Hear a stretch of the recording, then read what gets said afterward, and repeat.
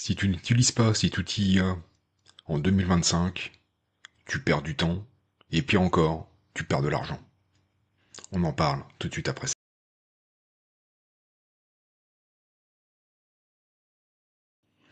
Cette vidéo fait partie d'un ensemble de 3 vidéos. Dans cette première vidéo, je vais te montrer l'outil en question et te montrer comment il fonctionne. Dans une deuxième vidéo, je te montrerai tout un tas de cas d'usage que tu vas pouvoir faire avec.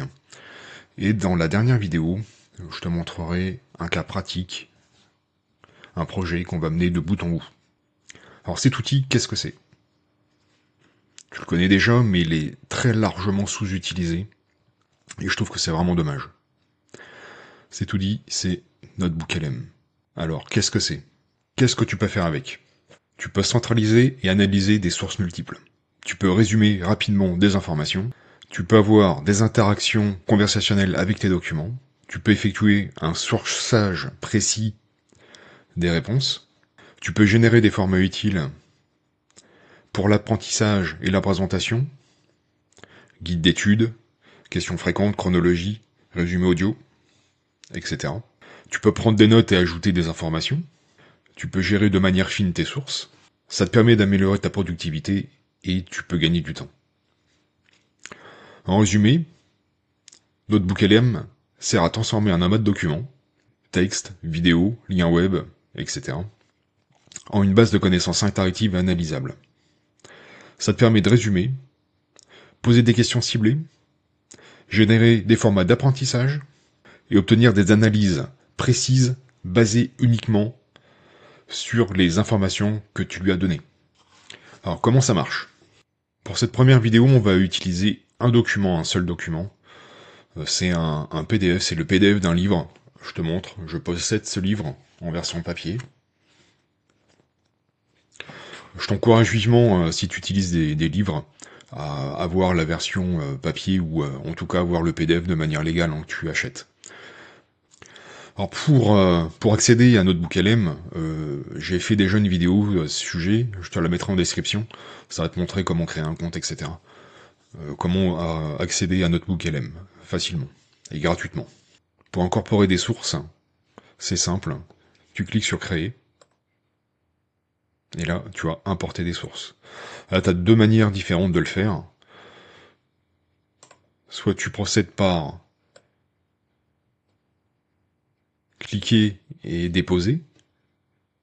Là si je lâche, ça va importer la source. Ou alors, tu cliques ici, et tu sélectionnes ta source. Voilà. T'as plus qu'à attendre que la source se mette dans NotebookLM. C'est un livre de un peu plus de 500 pages, ça a mis moins d'1 minute. Tu peux intégrer 50 sources. Chaque source peut faire 200 mégas, ou 5000 mots. Je sais pas si tu te rends compte, 5000 mots, c'est énorme.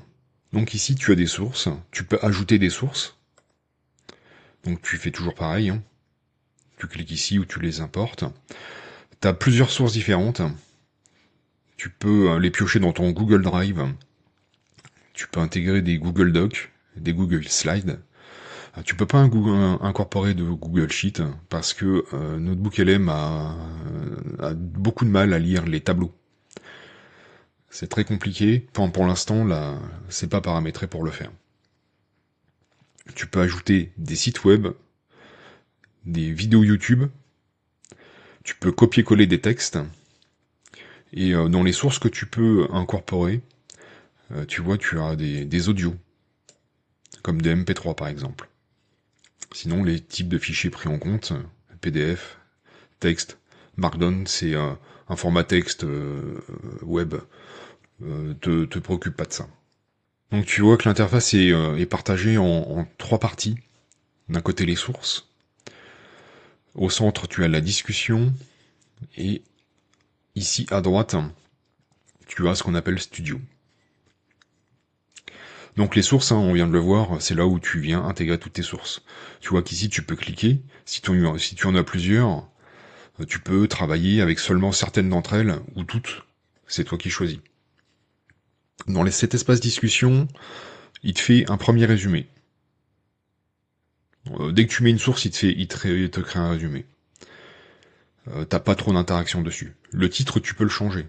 Pour changer le titre, tu reviens ici. Oh, je enlève ma tête.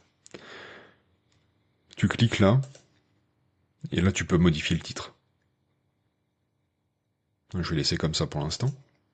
Dans la partie discussion, tu vois que tu peux... Il y a déjà des questions d'origine qui sont posées. Ils t'en proposent 3 généralement. 3 questions que tu peux déjà poser. Sinon, tu peux les écrire toi-même. Par exemple, quelles sont les principales idées développées dans cette source? On va voir sa réponse. Donc ça prend quelques secondes, selon ton ordinateur, ton réseau, etc. Moi j'ai une mise à jour qui se lance en même temps, donc c'est pas forcément plus facile. Donc voilà, là il m'a proposé la nature de la rhétorique et l'objectif du livre, l'enseignement de la rhétorique, élaboration d'une ligne argumentative, la structuration de la pensée et du discours, façonner son texte,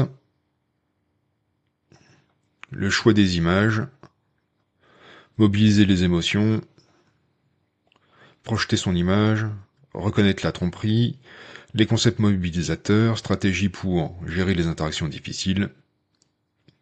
Voilà. Donc il présente vraiment tout ce qu'il y a dans le livre, et c'est vraiment bien ça. On peut les idées directrices dans les questions déjà proposées. Voilà, c'est tout pour cette partie discussion. Je vais revenir quelques instants sur la partie source, parce qu'on ne va pas l'utiliser aujourd'hui, mais tu peux ajouter des sources manuellement, mais tu peux aussi les faire générer automatiquement. Tu cliques sur découvrir, là tu tapes le sujet qui t'intéresse. Alors voilà, généralement il te propose 10 sources. Le problème, c'est que ça revient à faire une recherche sur Google. Donc les sources qu'il te propose, forcément, c'est quand même assez aléatoire par rapport aux sources que toi tu donnes. Si tu les donnes, tu les juges crédibles et utilisables et fiables. Alors que là, c'est des sources qui viennent du web, et donc tu les maîtrises pas forcément. Je suis un peu réticent à utiliser ce genre d'outil, mais pourquoi pas. Ça peut quand même, si t'as vraiment rien en départ, ça peut être une base de départ. Mais je t'encourage à vérifier la qualité de ces sources avant vraiment de les utiliser. Si tu veux les utiliser, c'est simple, hein. Tu cliques sur celles que tu veux utiliser, par défaut elles sont toutes cliquées. Celle que tu veux pas, tu cliques dessus et elle sera pas intégrée, par exemple ici, et tu cliques sur importer. Tout simplement. On va le faire ici pour l'exercice. Il peut arriver que parfois des sources ne soient pas accessibles. Il te met le truc en erreur et bon, tu l'enlèves et c'est tout, quoi. C'est pas bien grave. Les sources sont intégrées. S'il y en a une que tu veux plus, tu la supprimes. Tu peux aussi renommer ta source. Tu verras que ça sera utile dans le cas pratique. Là pour l'instant, moi je vais toutes les supprimer. Maintenant passons à la partie studio, c'est la partie la plus intéressante. Donc, ce que tu peux faire. Alors, guide d'études. Alors le guide d'études, qu'est-ce que c'est? Voilà, c'est des questions en fait il va te proposer. Qu'est-ce que l'éthique individualiste dans la conviction de la conviction selon le texte? Comment le texte définit la manipulation en citant Philippe Breton, etc. Et tu as les réponses. En deuxième partie de document, c'est un quiz en fait, il te crée. Il t'a le corrigé du quiz. Tu as d'autres questions, des questions d'essai par exemple. T'as des glossaires de termes cités, un document à part entière. Tu as les questions fréquentes, donc c'est une FAQ, tout simplement. Il y a 8 questions. Qu'est-ce que l'éthos et comment influence-t-il la rhétorique? Comment l'apparence vestimentaire ou autre joue-t-elle un rôle en rhétorique, etc. Et t'as les réponses avec. Rien d'exceptionnel. Tu as une timeline. Alors je sais pas si ce sera vraiment utile dans ce document parce qu'il n'y a pas vraiment de date, mais ça te permet surtout, par exemple, si tu fais un exposé en histoire, avec beaucoup de documents, avec des dates, ça te répertorie les dates des événements, etc. C'est vraiment pas mal fait. Si, il me propose quelque chose quand même. Oui, ouais, on voit période non précisée, hein, antiquité, quand même assez général. Mais il arrive quand même à te proposer des choses. Ah oui, ok. Je vois, je vois à quoi il fait référence. Ouais, c'est pas daté, mais il y a quand même un ordre qui arrive effectivement. Et enfin, un document de synthèse, c'est vraiment un truc assez complet. Donc tu vois, c'est quand même un document assez gros, hein. Ça synthétise le livre. Ce qu'il y a de bien, c'est que toutes ces notes, tu peux les convertir en source. Tu cliques ici, ça viendra se mettre ici, automatiquement. Je vais te faire une démonstration. Voilà. On va pas l'utiliser pour la suite de cette démonstration. Tu peux ajouter une note à la main, tout bêtement. Et là, tu tapes toi-même. Et il y a le résumé audio. Alors, la mode est au podcast.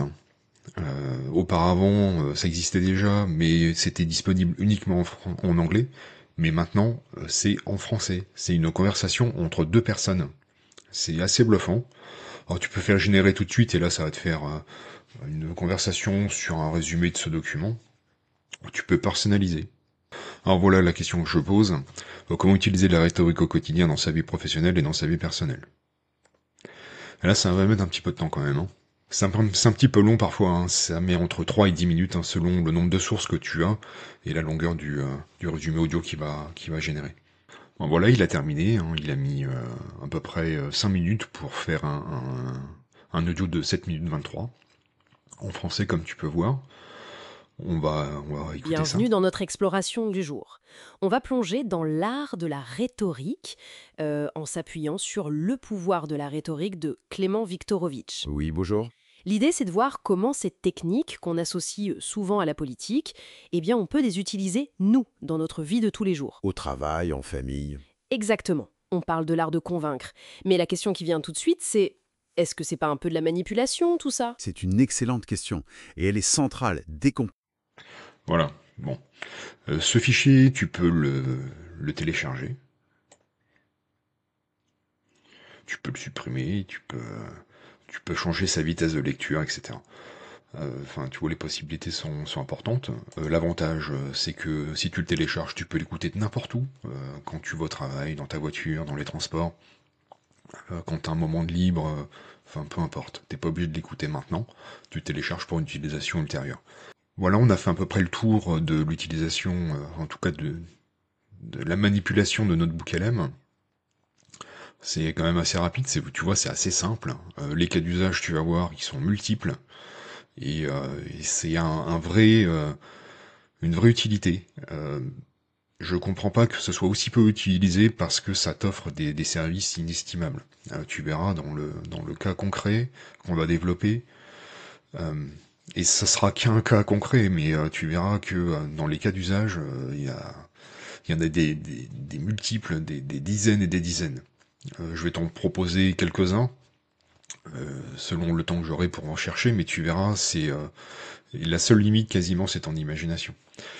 Il y a quand même une chose. Euh, Quand tu cherches une information qui n'est pas contenue dans tes sources, par exemple,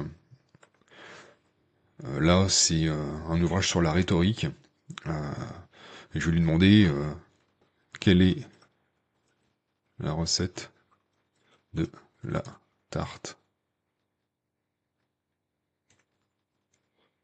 au citron. Et là va pas me le trouver. Ce qui est normal, puisqu'il va pas sur Internet pour chercher des informations. Alors, d'après les sources que m'avait fournies, notre conversation présente, il n'y a aucune information concernant la recette de la tarte au citron. Et là, il te dit, mais les extraits proviennent de, etc., etc. Donc en fait, tu vois, il invente pas. C'est pour te montrer que si tes sources sont de bonne qualité, les analyses seront de bonne qualité. Il va pas chercher d'informations ailleurs que sur les sources que tu lui as communiquées. Il y a quand même des choses. Si tu mets des sources qui contiennent des informations ou des choses qui sont illégales, ce qu'il faut savoir, c'est que toutes les intelligences artificielles ont des instructions cachées que tu vois pas, qui correspondent à l'éthique que le développeur a mis en place. Par exemple, chez Google, on peut estimer que si tu mets des informations, la recette de la fabrication d'une bombe, ou comment faire un vol avec effraction, tu trouveras certainement pas d'informations dessus. Tu vas pouvoir le mettre dans les sources, probablement, mais quand tu vas vouloir poser des questions dessus, il voudra pas te donner des réponses. C'est des systèmes de sécurité mis en place par Google. C'est vraiment la seule limite qu'il y aura avec l'utilisation de cet outil. Je te remercie de m'avoir suivi. Prends soin de toi. N'hésite pas à poser des questions dans les commentaires. N'hésite pas à liker la vidéo. N'hésite pas à t'abonner. Ça te coûte rien et ça fait toujours plaisir. Je te dis à bientôt pour de nouvelles vidéos.